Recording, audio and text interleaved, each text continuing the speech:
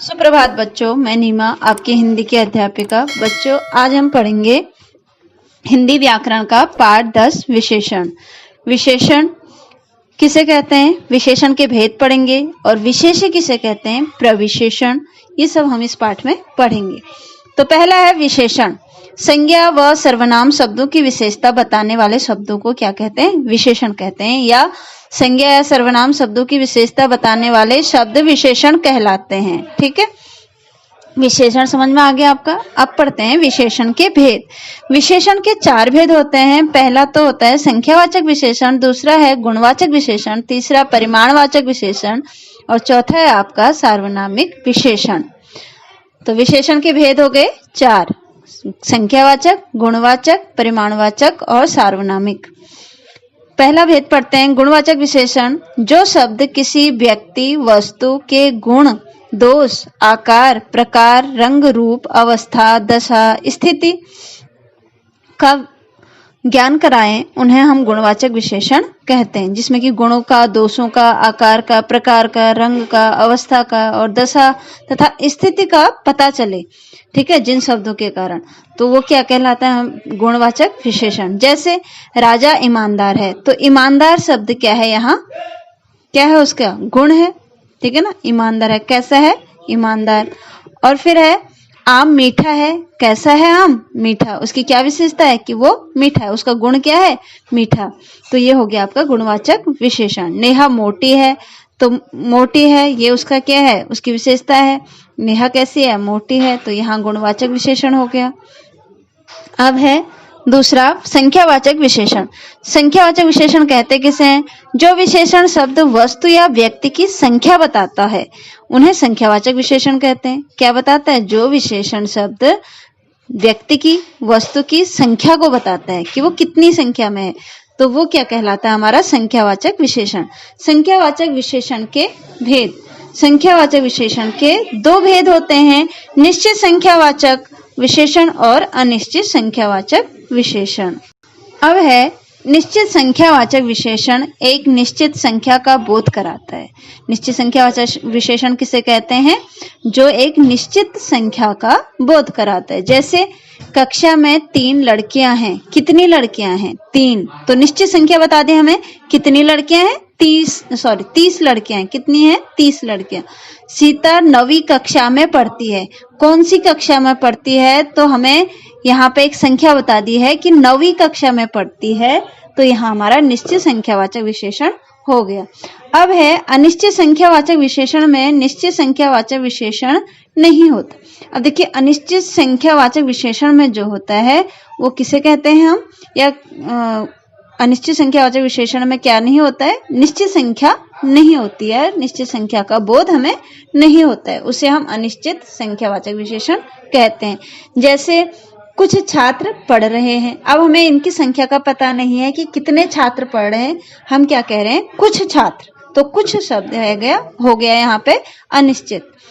बहुत सारे सैनिक मारे गए हैं, बहुत सारे, अब कितने हैं इनकी संख्या हमें पता नहीं है, हम क्या बोल रहे हैं, बहुत सारे, तो बहुत यानी अनिश्चित, जिनकी संख्या हमें पता नहीं है, तो बहुत क्या हो गया आपका, अनिश्चित संख्यावाचक विशेषण।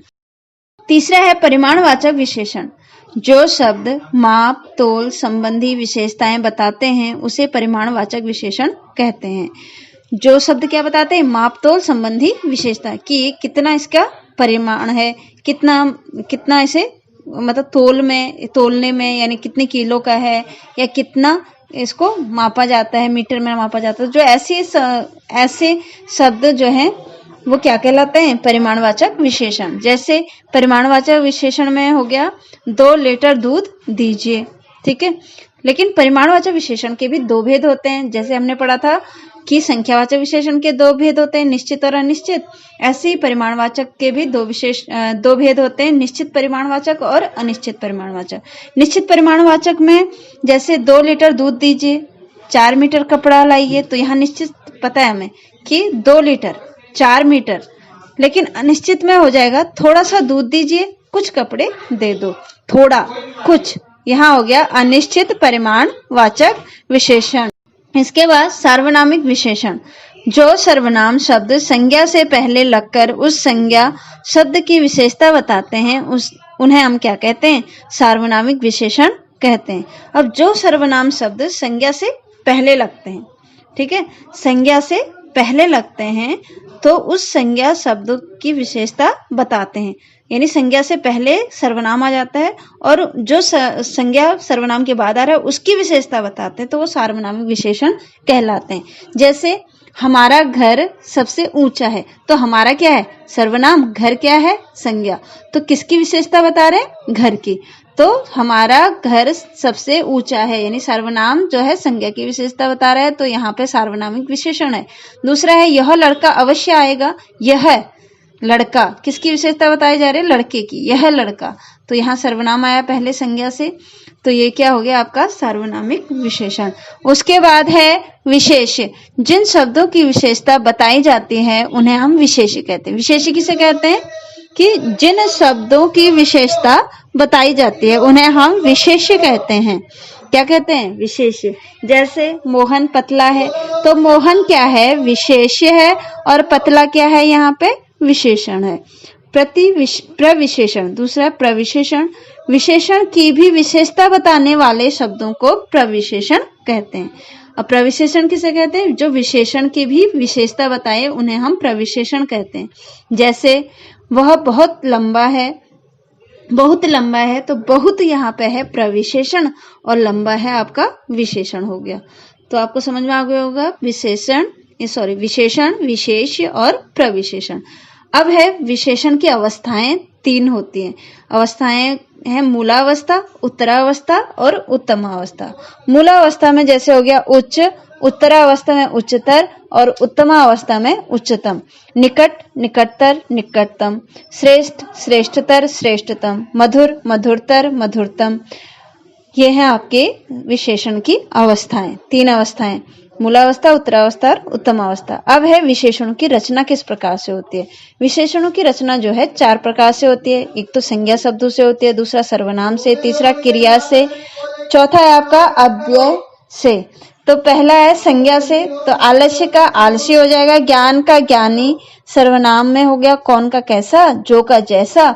ऐसी क्रिया में बिक का बिकाऊ हो गया, टिक का टिकाऊ, तो बिक से क्या बना? बिकाऊ विशेषण। टिक से टिकाऊ विशेषण। अव्यय शब्द हो गया बाहर, बाहर का बाहरी, आदि ऐसे ही जो है अव्यय शब्दों से विशेषण बनाए जाते हैं।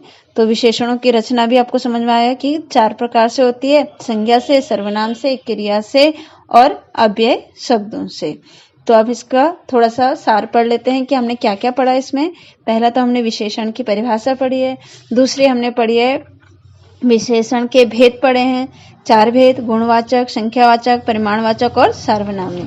फिर संख्यावाचक के भी 2 भेद पढ़े थे, अनिश्चित संख्यावाचक, निश्चित संख्यावाचक। परिमाणवाचक के भी 2 भेद थे, निश्चित परिमाणवाचक और अनिश्चित परिमाणवाचक। ऐसे ही विशेष्य की परिभाषा पढ़ी थी हमने, प्रविशेषण पढ़ा था, और विशेषण की अवस्थाएं, 3 अवस्था यानी मूलावस्था, उत्तरावस्था, उत्तमावस्था। और विशेषणों की रचनाएं क्या थी? 4 प्रकार की थी, संज्ञा से, सर्वनाम से, क्रिया से और अव्यय से। तो आज का पाठ हमारा यहीं समाप्त होता है। धन्यवाद।